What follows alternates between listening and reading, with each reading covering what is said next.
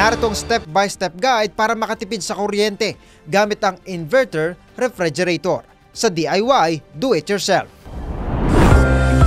Kayang-kaya mo ang kahit na ano kung ikaw mismo ang gagawa nito. Let's learn new things sa DIY Do-It-Yourself.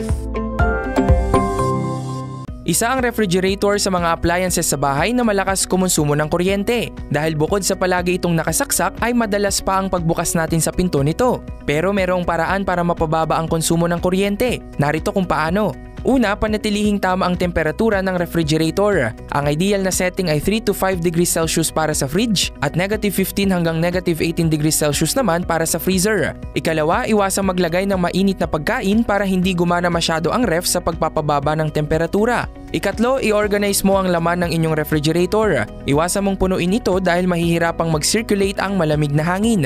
Ikaapat, gamitin ang energy saving mode ng inyong refrigerator kung meron man.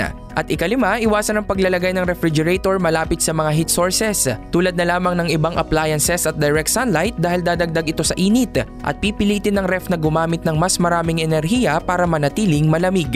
Gets mo ba? Sige nga, do it yourself!